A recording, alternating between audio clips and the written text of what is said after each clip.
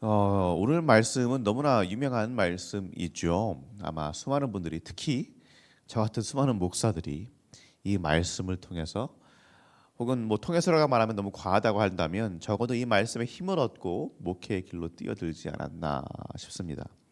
내가 목회의 길을 가는 것이 맞는 건가?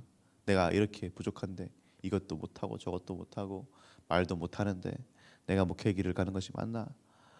너무 부족한데 이렇게 막 힘들고 갈팔직팡하고 그러다가 예레미야에게 주시는 이 하나님의 말씀을 읽고 이걸 자신을 향한 하나님의 말씀으로 받아들이는 거죠. 그리고 목회의 길로 뛰어드는 경우 분명히 참 많을 것입니다. 저 역시도 그랬습니다. 저의 부족함이 너무 크게 다가오고 그 부족함 때문에 아무것도 못할 것 같은 그런 때에 이 말씀으로 힘을 얻고는 했죠. 하나님 예레미야에게 말씀하십니다. 내가 너를 모태에 생기기도 전에 너를 택했다.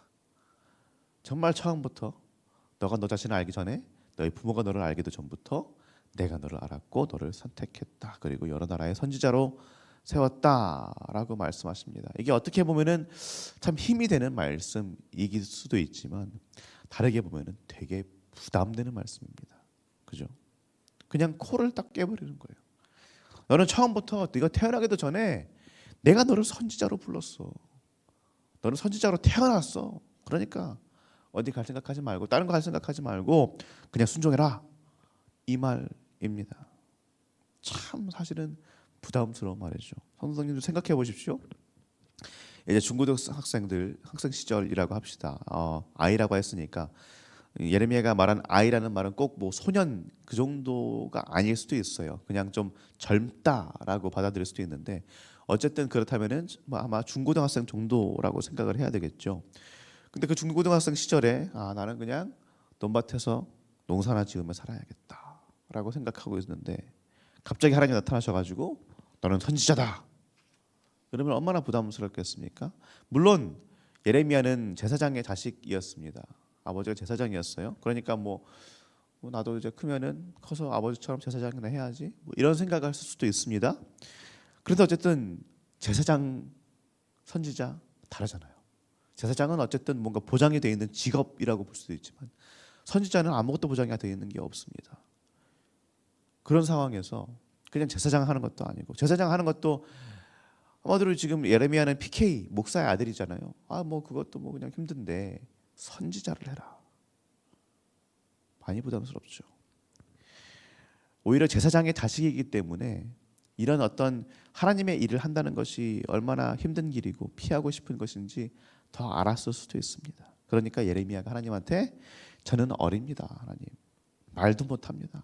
그러니까 못합니다. 이렇게 말했던 것은 그냥 하나님 저 부족해요. 제가 너무 못나서 못합니다. 그냥 이건 어떤 겸손의 말만이 아니라 하나님께서 걸어가라고 주셨던 이 길이 너무나 부담스럽고 두려워서 피하고 싶었던 것일 수도 있습니다. 모세도 그랬죠. 떨기나무 앞에서 임재한 하나님의 얼굴을 딱 봤을 때 처음엔 좋았겠지만 하나님 뭐라고 말씀하십니까? 이집트로 가라. 애굽으로 가라. 거기서 너의 백성을 끌어오라. 얼마나 부담됩니까? 모세는 이미 실패를 경험했습니다. 그렇죠?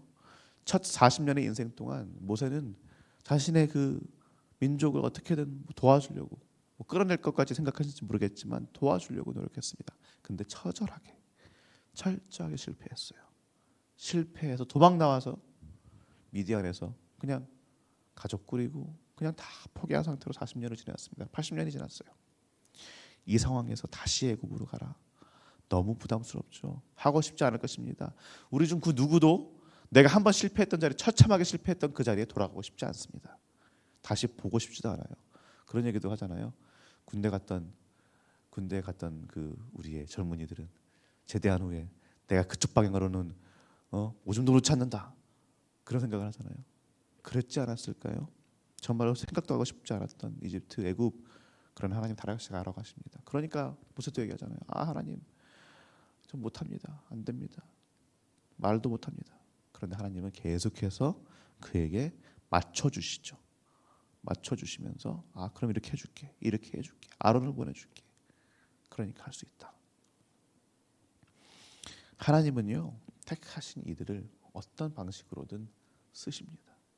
하나님의 방식으로, 하나님의 뜻대로 하게 만드세요. 그것이 강압적으로 그냥 너 무조건 해 이게 아니라 모세의 경우에서 봤듯이 예레미야에게 힘을 주셨듯이 할 수 있는, 감당할 수 있는 힘과 능력을 주시면서 감당하게 하십니다. 그런데 성도님들, 이 이야기가 그냥 목사들의 이야기겠습니까? 그냥 뭔가 특별히 선택받았다라고 그렇게 느껴지는 몇 사람을 위한 이야기겠습니까? 아닙니다. 마르틴 루터, 종교개혁자 루터가 이야기를 했죠. 만인 제사장, 우리 모두가 그냥 목사들만이 아니라 장로들만이 아니라 모두가 하나님께 선택받았고요. 우리 모두가 예수 그리스도를 섬기고 예수 그리스도를 전하기 위한 선택받은 제사장적인 선택을 받은 그런 사람들입니다. 하나님께서는 이제 교회를 세우셔서 교회를 사용하십니다.